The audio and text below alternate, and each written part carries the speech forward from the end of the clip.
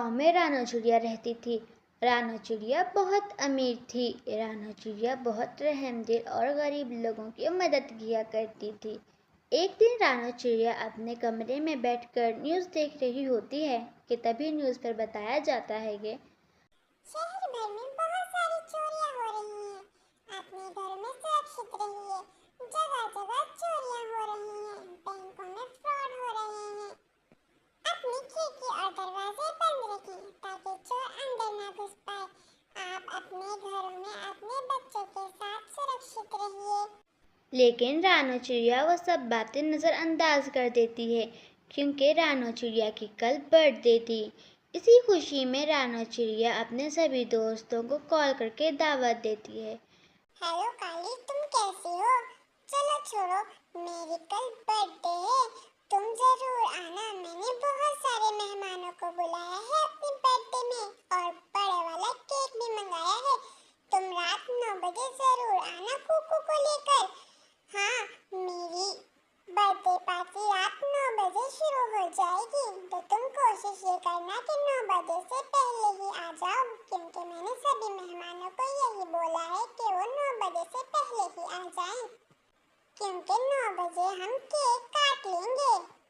वहीं दूसरी तरफ वो चोर रानो चिड़िया के घर में घुसकर चोरी करने का प्लान बना रहे थे। बॉस, अगली चोरी किसके घर पर करनी है? क्योंकि इस शहर में तो हमने बहुत सारी चोरियां कर ली।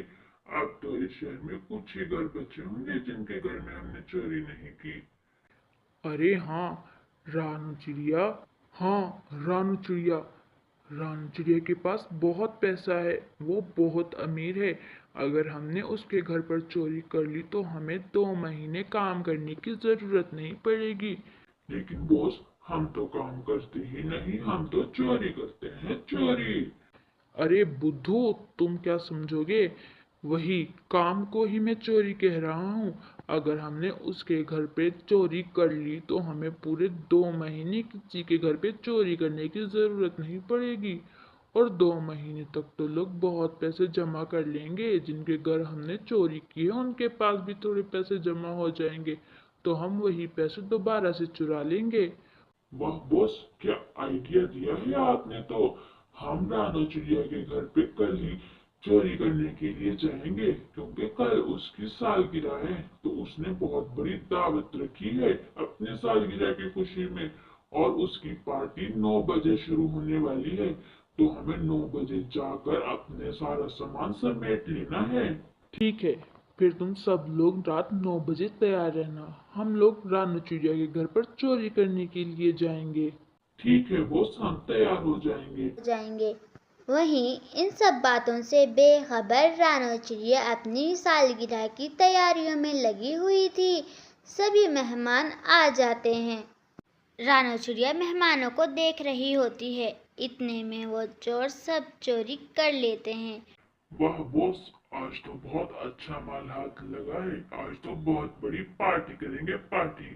आज तक हमने इतनी बड़ी चोरी तो बैंकों में से नहीं की, जितनी बड़ी चोरी हमने एक घर से कर ली। अरे हाँ, तुम सही बोलते हो।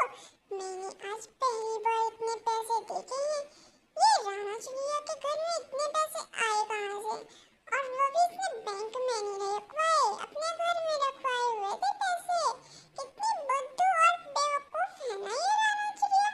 इसे तो पता भी नहीं कि हमने इसका सारा जेवर चोरी कर लिया और इसके सारे पैसे भी। बेचारी जब अपनी बर्थडे पार्टी से फारिग होकर आएगी तो देखेगी तो तब इसके होश उड़ जाएंगे। अरे अभी उसके होश उड़ाने को छोड़ो और ये सारा सामान जल्दी जल्दी उठाओ। अगर वो आ गई तो बहुत बड़ा हंगामा हो जाएगा। हम जेल भी जा सकते हैं। जल्दी जल्दी सारा सामान समेटो, हमें अपने अड्डे पर भी जाना है। जल्दी करो। फिर वो चोर वो सारा सामान लेकर अपने अड्डे पर चले जाते हैं। जब रानू चिड़िया अपनी पार्टी से फारिग होती है तो अपने कमरे में आती है। रानू चिड़िया जैसे ही अपने कमरे में आती है तो रानू चिड़िया को अपनी अलमारी खुली हुई मिलती है।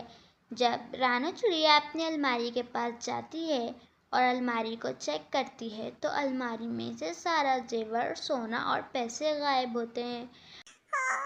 मेरे सारे पैसे और सोना कहाँ चले गए? यहीं पर तो रखे थे सुबह मैंने। हाँ, मेरा सोना, मेरे पैसे। मैंने तो बहुत सारे गरीब लोगों ने मुझ पे एतबार किया। मैंने उनके भी पैसे रखे हुए थे। अब मैं क्या करूँगी? हाँ। उदास होकर रानो चिड़िया एक नदी के किनारे आकर बैठ जाती है और वहाँ पर रोने लगती है। तभी वहाँ पर एक परी आती है। अरे, नन्ही चिड़िया, बताओ तुम्हें क्या हुआ है? तुम ऐसे क्यों रो रही हो? मैंने बहुत गरीब लोगों के पैसे रखे हुए थे। गरीब लोग मुझ पे एतबार करते थे। मैंने उन सब के पैसे अपनी अलमारी में रखे हुए थे। आज मेरी बर्थडे पार्टी थी, मैं उसमें मसरूफ थी। जब मैंने अपनी बर्थडे पार्टी से फारिग हुई, अपनी अलमारी में देखा तो मेरा सारा जेवर और पैसे गायब थे। नन्ही चिड़िया, तुम रो मत। इसमें तुम्हारी तो कोई गलती नहीं, बल्कि तुम तो एक ईमानदार चिड़िया हो। मैं तुम्हें कुछ पैसे दे रही हूँ। ये पैसे जादुई हैं। अगर तुम इन्हें कहोगी कि डबल हो जाओ ए जादुई पैसे, तो ये पैसे डबल हो जाएंगे। इससे तुम गरीब लोगों की मदद भी कर सकती हो और जो पैसे तुम्हारे चोरी हुए हैं वो भी बराबर कर सकती हो। ये कहकर वो परी वहाँ से चली जाती है। शुक्रिया परी आपका, आपने मेरी इतनी मदद की। मैं आपका ये एहसान कभी भी नहीं भूलूंगी। इतना कहकर रानो चिड़िया अपने घर वापस आ जाती है और उन पैसों को एक अलमारी में रख देती है। अगली सुबह रानो चिड़िया उन पैसों से डबल पैसे करके गरीब लोगों में बांट देती है और उन पैसों से हर रोज़ दुगने पैसे करती थी। जब ये बात उस चोर को पता चलती है तो वो रानो चिड़िया से वो बैग छीन कर ले जाता है और रानो चिड़िया को जख्मी कर देता है। तभी रानो चिड़िया के पास वही परी आती है और रानो चिड़िया को ऐसी हालत में देखकर कहती है, अरे नन्ही चिड़िया, तुम्हें क्या हुआ? मैंने तो तुम्हें जादुई पैसे दिए थे, तो तुम्हारी ये हालत किसने की? अब वो एक चोर आया और मुझसे वो जादुई पैसे छीन कर ले गया। मुझे तो ये समझ में नहीं आ रहा कि अब मैं गरीब लोगों की मदद कैसे करूंगी।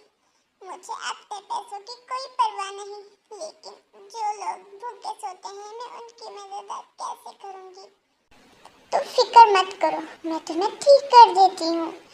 फिर वो परी रानो चिड़िया को ठीक कर देती है और रानो चिड़िया से कहती है, तुम फिक्र मत करो, अगर वो जादुई पैसे किसी बुरे इंसान के हाथ लग जाए तो वो पैसे उस इंसान को खुद ही सजा दे देते हैं। ये सुनकर रानो चिड़िया को बहुत खुशी होती है और वो परी भी वहाँ से उड़ जाती है। वहीं दूसरी तरफ वो कबूतर वही पैसे लेकर बहुत खुश होता है और उन पैसों से कहता है, पैसे पैसे डबल हो जाओ। वो पैसे डबल होने के बजाय एक सांप में तब्दील हो जाते हैं और वो उस कबूतर को डस लेता है, जिसकी वजह से वो कबूतर वहीं पर मर जाता है और रानो चिड़िया के पास वो पैसे दोबारा से आ जाते हैं, जिसकी वजह से रानो चिड़िया गरीब लोगों की मदद दोबारा से करना शुरू कर देती है। तो दोस्तों, हमें इस कहानी से ये सबक मिलता है कि हमें चोरी नहीं करनी चाहिए। चोरी करना बहुत बुरी बात है और बहुत बड़ा गुनाह भी। हमें हमेशा हलाल तरीके से ही पैसे कमाने चाहिए। अल्लाह ने रिस्क का वादा किया है तो हमें अपने नसीब का रिस्क ज़रूर मिलेगा। हमें चोरी या डकैती ये सब बुरे काम करके हराम पैसे कमाकर अपना गुजारा नहीं करना चाहिए। हमें हमेशा हलाल पैसे कमाने चाहिए और हलाल ही खाना चाहिए। चोरी करना बहुत बड़ा गुनाह है। चोरी करने से अल्लाह भी नाराज़ होता है। तो दोस्तों, चोरी करने वालों का अंजाम हमेशा बुरा ही होता है।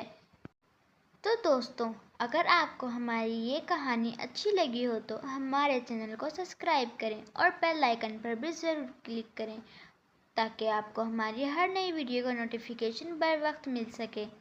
हमारी वीडियो को लाइक करें और कमेंट सेक्शन में ये बताएं कि आपको हमारी ये वीडियो कैसी लगी कमेंट सेक्शन में ज़रूर बताइएगा।